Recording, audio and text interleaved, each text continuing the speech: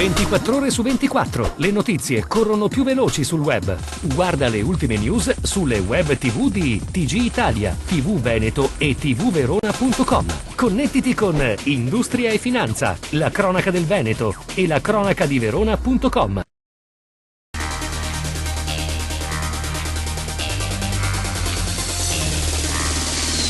Le politiche di bilancio messe in moto da questa amministrazione cominciano, pur nella problematicità della situazione, a manifestare i loro effetti positivi, dimostrando come la Regione del Veneto stia reagendo alla svolta restrittiva che la finanza pubblica italiana ha avuto e sta tuttora avendo sui suoi conti.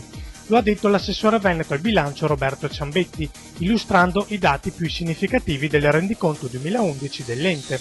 Tre elementi in particolare, ha evidenziato l'assessore, mettendo a confronto il 2010 con il 2011, dimostrano che ci stiamo muovendo nella direzione giusta.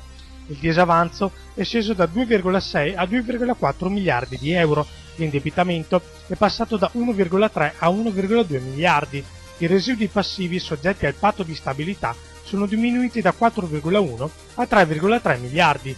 Inoltre, nella scarsità di risorse, la Regione ha operato per ottenere un differenziale positivo tra le entrate correnti e le uscite correnti, così da assicurare una copertura finanziaria più che all'assunzione di nuove spese, allo smaltimento di quelle pregresse, elemento questo fondamentale, ha sottolineato Ciambetti, per ridurre i debiti verso i fornitori.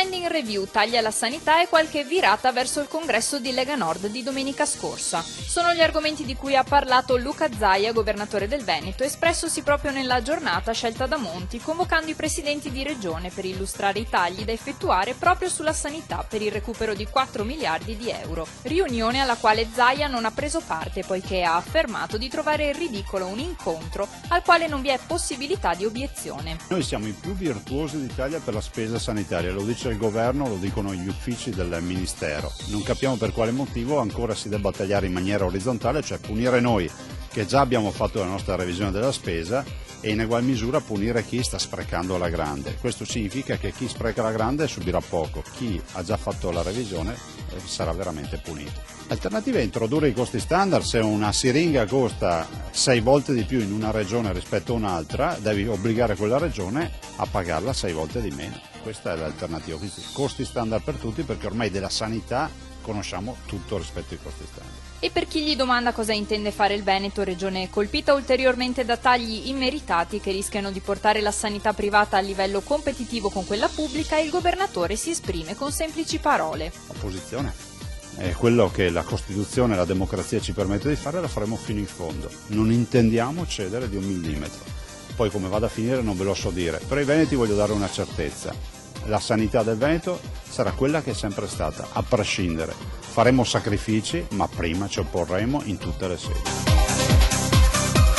Dopo un giugno decisamente caldo, in particolare nella seconda parte del mese, luglio è iniziato con temperature elevatissime fino a raggiungere la temperatura massima record di 40 gradi centigradi registrata a Galzignano, nel Padovano, nella giornata di domenica.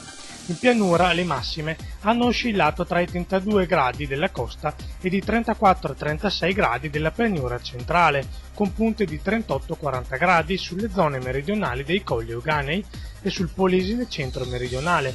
Per quanto riguarda i valori minimi, le temperature giornaliere non sono scese sotto i 25-22 gradi centigradi su gran parte della costa e della provincia di Padova, sull'alta pianura vicentina e sul delta del Po.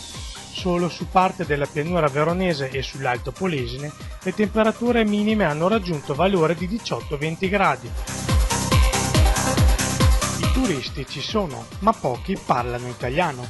Crollo delle presenze turistiche nazionali in tutta la regione, dal mare ai laghi passando per le città d'arte e la montagna, nei primi 2 mesi estivi. Il trend rispetto allo scorso anno, in quella che dovrebbe essere la prima regione turistica d'Italia, non lascia spazio a dubbi.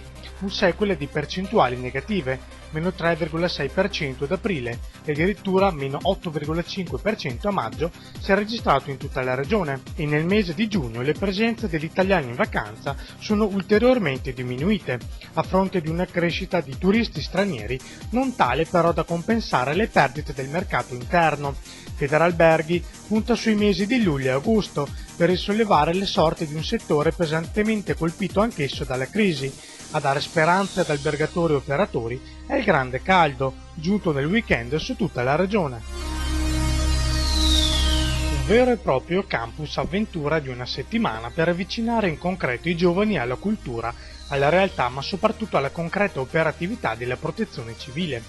L'iniziativa è della Regione del Veneto e del suo specifico centro regionale, che dal 26 agosto al 1 settembre ospiteranno 64 ragazzi dai 7 ai 10 anni, dagli 11 ai 13 anni, a Cesuna di Roana, nell'altopiano di Asiago, per far vivere loro, da protagonisti, 7 giorni di full immersion nei diversi ambiti d'azione della protezione civile, guidati da esperti volontari. L'iniziativa, che è allestita in collaborazione con la cooperativa Terre di Mezzo, è stata presentata a Mestre dall'assessore regionale Daniele Stival. I ragazzi sono il nostro futuro, ha detto Stival, ed è giusto partire da loro per creare nelle generazioni future una vera cultura della protezione civile e dell'autoprotezione. Abbiamo scelto la formula del campus per farli protagonisti della vita quotidiana e delle operazioni che caratterizzano il settore.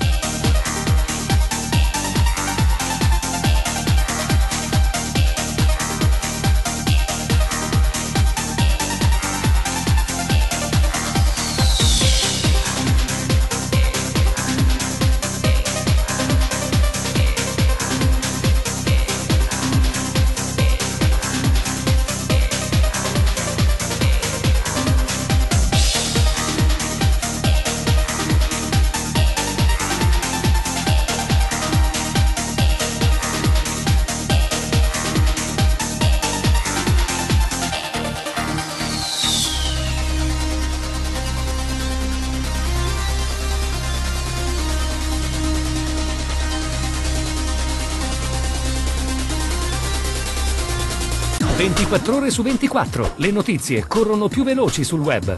Guarda le ultime news sulle web TV di TG Italia, TV Veneto e tvverona.com. Connettiti con Industria e Finanza, la cronaca del Veneto e la cronaca di Verona.com.